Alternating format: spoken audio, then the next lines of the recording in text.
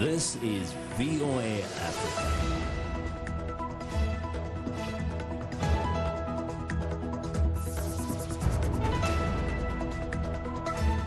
Good evening, I'm Esther Gitu-Ewart. It's Wednesday, December 11th. This is Africa 54. The United Nations calls on governments to allow human rights activists to express their views. The president of the International Criminal Court discusses the strained relations between the Hague-based institution and the United States. And a new rehab technology company strives to help patients regain strength through gaming.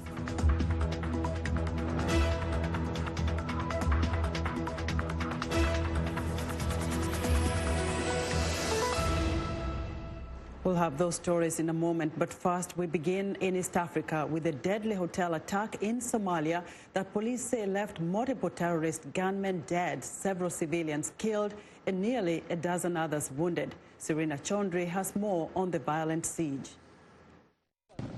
Somali security forces have shot dead 5 Al-Shabaab gunmen, police said on Wednesday, bringing an end to a siege at a hotel near the presidential palace in Mogadishu. The Al-Qaeda-linked militant group launched an attack on Sale Hotel late on Tuesday, killing 3 civilians and 2 soldiers.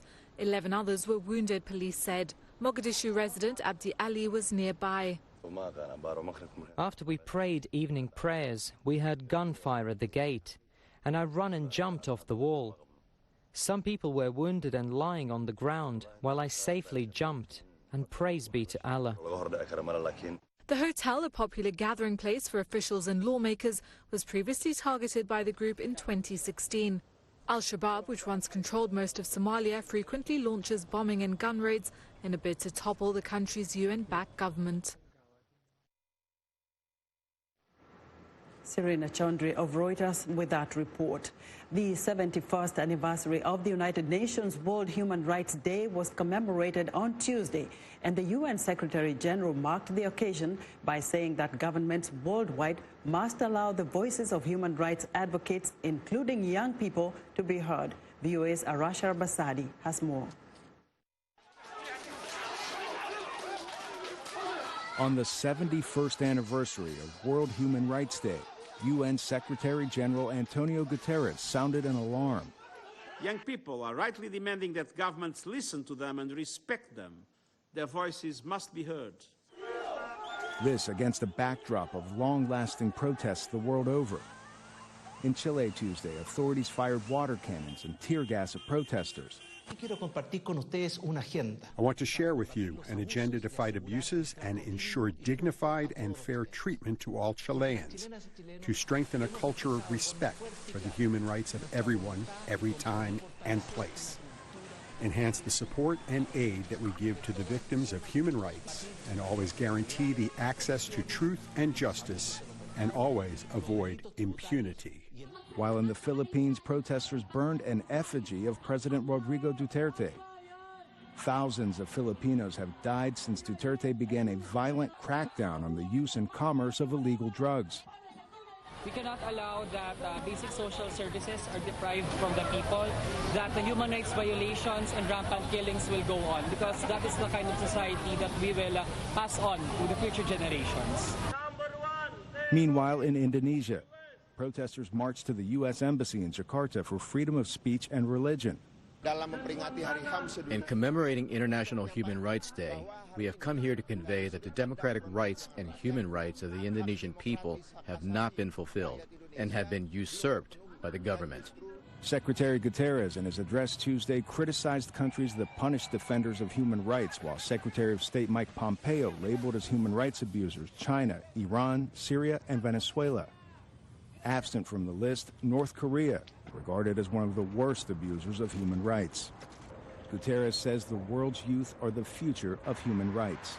Human rights violations, misogyny, and exclusion are widespread and systematic. Inequality is growing, and hate speech is poisoning public debate.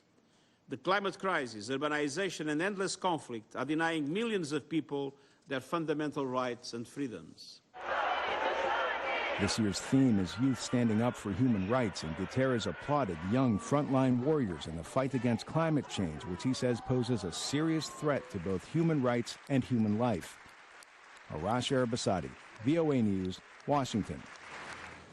In North Africa, a large crowd of protesters marched through central Algiers Wednesday, demanding that Thursday's presidential election be cancelled, chanting they would not vote in a poll they regard as a charade.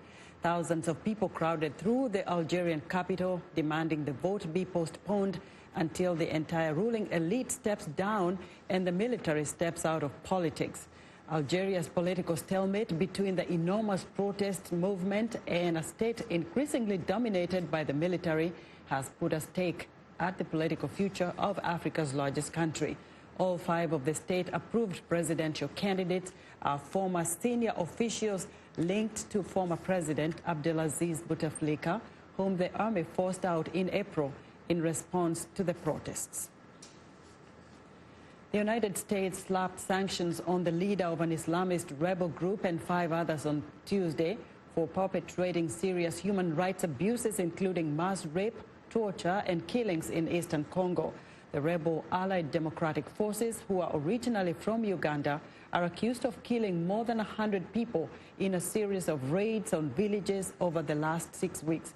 According to the Treasury's Office of Foreign Assets Control, ADF leader Musa Baluku assisted the group through recruitment, logistics, financing, intelligence, and operations coordination. The restrictions allows the U.S. to seize any property or accounts the fighters have in the U.S.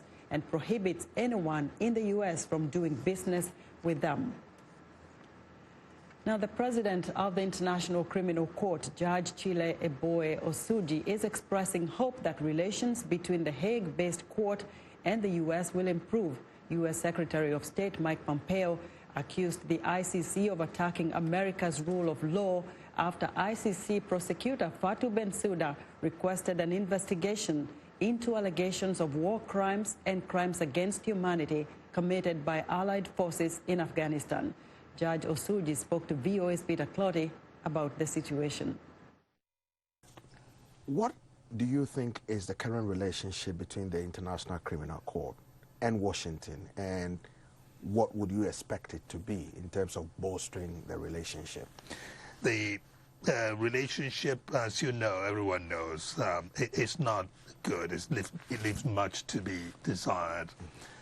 And I came to engage in that discussion to recall the strong role America has played in matters of rule of law, historically, including establishing international accountability mechanisms from Nuremberg, Nuremberg Tribunal, right, to the International Criminal Tribunal for Rwanda, right, Criminal Tribunal for the former Yugoslavia, the Special Court for Sierra Leone, and the Extraordinary Chamber in the Courts of Cambodia. It is for that reason that we find the current state of affairs, the attitudes of Washington towards the ICC quite surprising.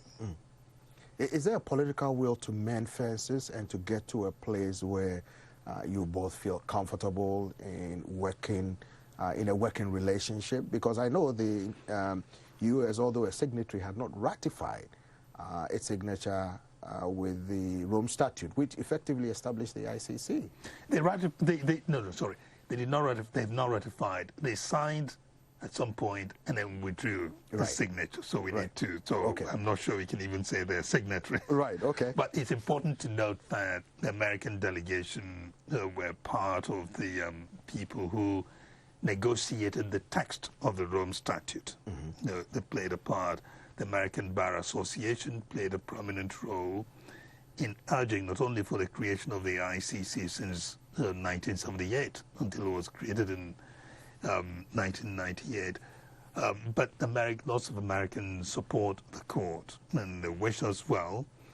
And the only thing now is for the government to also pay heed to the role America has played in this sort of endeavor in the past, as is very consistent with their own national approach to rule of law and judicial independence. So we strongly encourage them to become part of the fold. It will strengthen the institution, it will strengthen that mechanism and ensure that its dividends spread out more widely and more robustly around the world. One of the criticisms often leveled against the ICC is that the ICC sometimes behave politically. They cited examples of Laurent Gbagbo in Ivory Coast, where he wasn't allowed to go back home because of fear that his presence there could cause political upheaval. What do you say to critics who say that sometimes the court is used politically instead of just sticking to what it does best, prosecuting those who commit human rights violations? There are two things there. First of all, I want to say categorically that the court does not get used politically. All right. You see, the problem is these things, there are lots of people who come up with these narratives and you don't know where to get them from, and then they run away with it. We are a court of law, and we're not always in there mixing up, you know, with these narratives and countering them. That's not what we do. We're a court of law. Now, I cannot comment on the Laurent Gbagbo case for the simple reason that that case is pending on appeal, and I am a member of the appeals chamber that will have to decide that appeal. In fact, I am the presiding judge in that appeal, so it will not be appropriate for me to comment on that. In Thursday's part 2 of the interview, ICC President Judge Chile Eboyosuji rejects criticisms that the court targets Africans. He also spells out conditions under which the court will accept cases of allegations of war crimes and crimes against humanity. America's historically black colleges and universities are facing declining enrollment, as are many other U.S. universities. But North Carolina, A&T, the country's largest HBCU, is boasting of growth as it continues to welcome international students to its campus.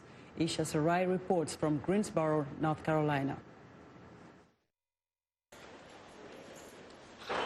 North Carolina A&T, the country's largest historically black university, has been welcoming international students for decades. We have had as many as 50 countries represented, and this semester we actually have 36 countries.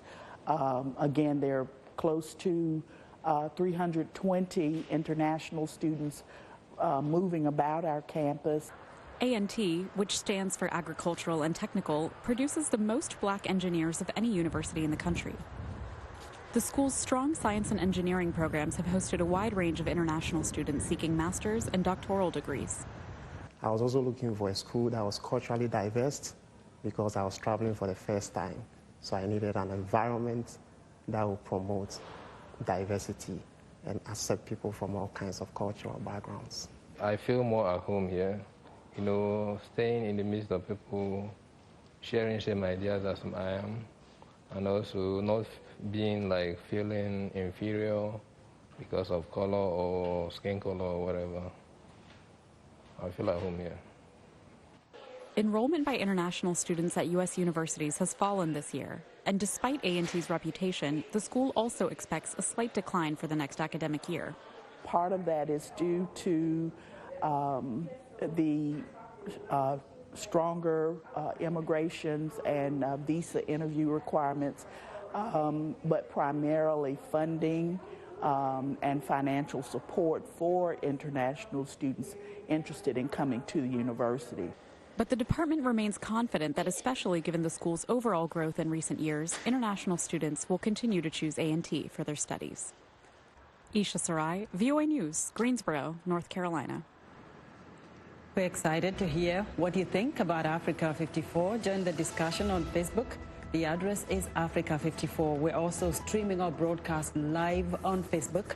Please watch and share our show with your friends. Also, check out our headlines 24/7 on voaafrica.com. Still to come, the latest rehab trend, attaining strength through gaming. We'll be back.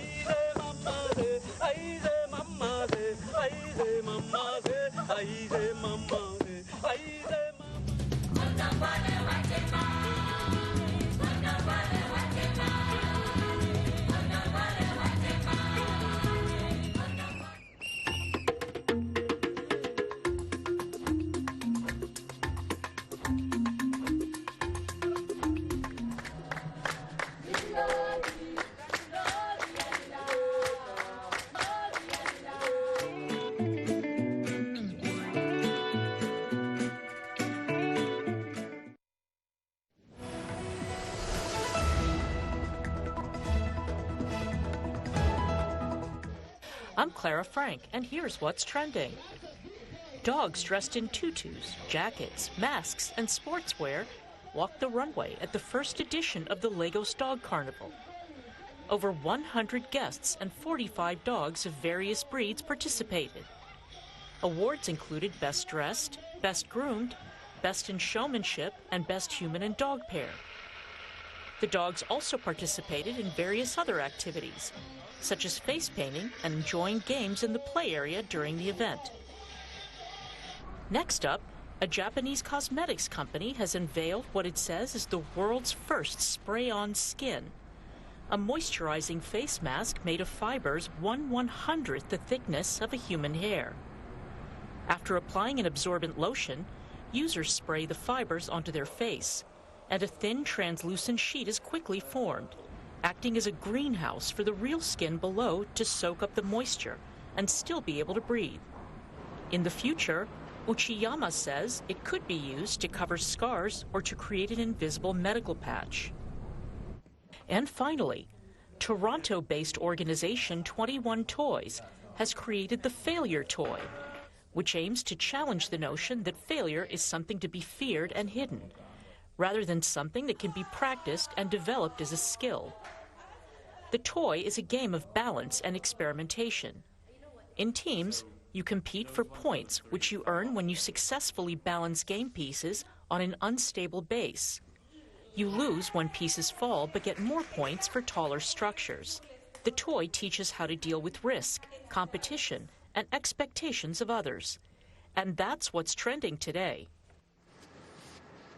In other world news, U.S. House Democrats accused President Donald Trump of 2 impeachable offenses Tuesday, introducing articles of impeachment accusing him of abusing his office for personal political gain and obstructing the congressional impeachment inquiry. A vote on the articles of impeachment in the Democratic majority U.S. House is expected to pass next week. VOA congressional correspondent Catherine Gibson has more of the probe details. An historic moment. House Democrats bring formal charges against the President of the United States. Today, in service to our duty to the Constitution and to our country, the House Committee on the Judiciary is introducing 2 articles of impeachment charging the President of the United States, Donald J. Trump, with committing high crimes and misdemeanors. After almost 3 months of investigation and weeks of hearings, Democrats say the evidence shows Trump leveraged U.S. security aid to Ukraine to benefit his own personal political interests. The evidence of the president's misconduct is overwhelming and uncontested. And how could it not be when the president's own words on July 25th, "I would like you to do us a favor, though," lays so bare his intentions, his willingness to sacrifice the national security for his own personal interests. And when the president got caught, he committed his second impeachable act, obstruction of Congress of the very ability to make sure that no one is above the law, not even the President of the United States. Each article of impeachment lays out a reason Democrats say Trump should be removed from office for abusing the power of his presidency for his own personal gain and preventing Congress from investigating his actions. Trump tweeted Democrats were ignoring the facts. His Republican allies on Capitol Hill said impeachment was an attempt to reverse the 2016 election. Democrats still cannot get over the fact that the president won the election and they lost. But protecting the upcoming 2020 election is the focus of the impeachment, House Democrats said. We've seen a pattern of this president inviting foreign interference. He was then caught when he tried to get the Ukrainians to interfere on his behalf and corrupt our elections. Polls show about 48% of the American public supports impeaching the president. A rare event in a politically divided country. There have only been 2 presidents in American history who were actually impeached. The impeachment is just a charge. The person then also has to be convicted, and no American president has ever been convicted and removed from office. So this is a very unusual and momentous event that's occurring right now. If the House passes both articles of impeachment before lawmakers' holiday break, the full trial considering Trump's removal from office will begin in the U.S. Senate early next year. Catherine Gibson, VOA News, Capitol Hill. Still on U.S. politics, U.S. Democratic presidential candidates are vying for the support of a critical group of voters, African Americans. Overall, former Vice President Joe Biden is polling strongly in the black community, but some younger black voters say they are not excited by the Democratic field and are undecided about who to support. VOA's Chris Simpkins reports from a predominantly black university in South Carolina, the 4th state to hold nomination contests that will determine which Democrat faces Donald Trump in the 2020 presidential election. Amy Katz narrates our story. With a show of hands, how many of you all plan to vote in the February Democratic primary?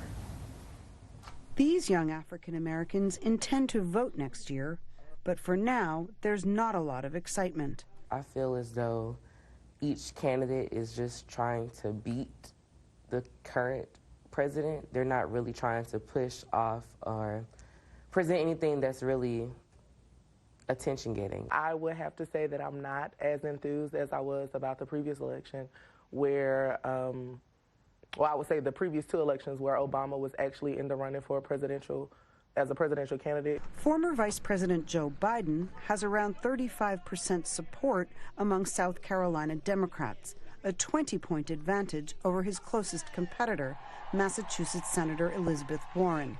Analysts say Biden's connection to Barack Obama, America's first black president, is an asset in a state with a large African American community.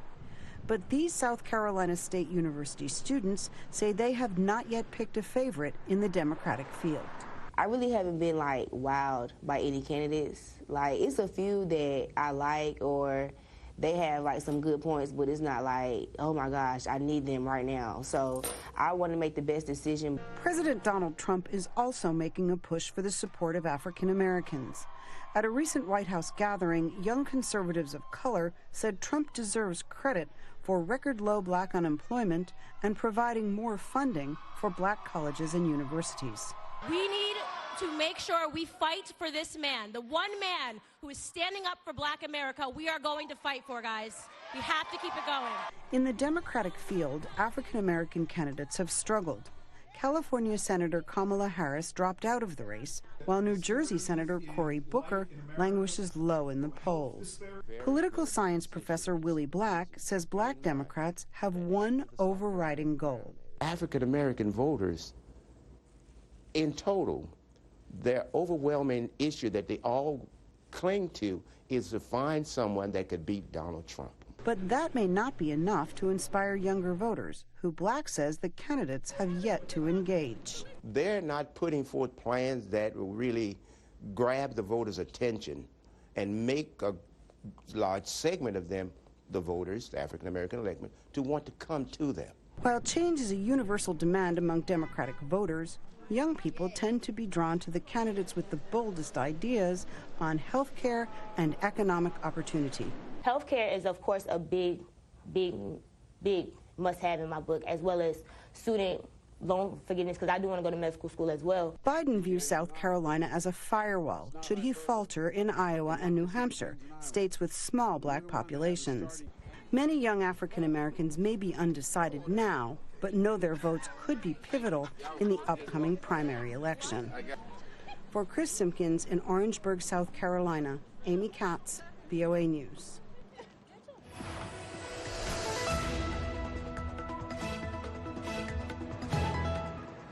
In our tech report, a new rehab technology company is helping patients maximize their physical therapy sessions and regain movement after paralysis through gaming.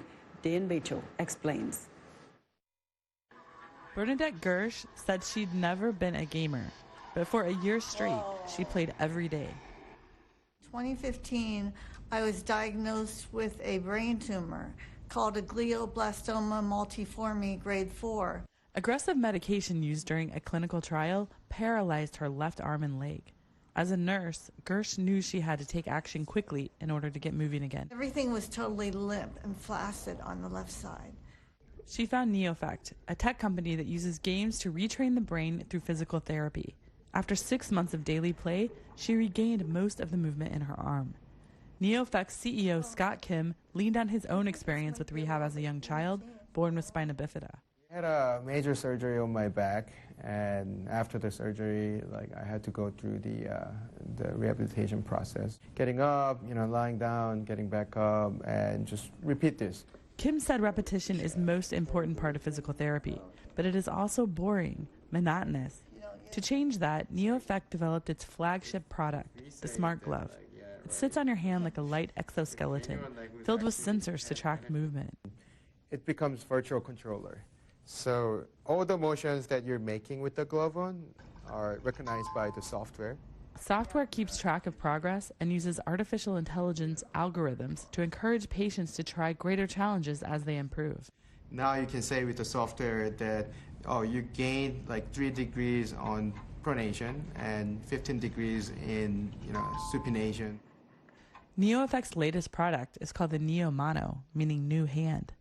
Kim says it will actually flex a patient's fingers in cases with no movement at all, further using tech and video games to help patients through tough recoveries. Dina Mitchell for VOA News, San Francisco, California. And that's our show for today. Be sure to watch Africa 54 on our website at voaafrica.com. From all of us here in Washington, have a good evening.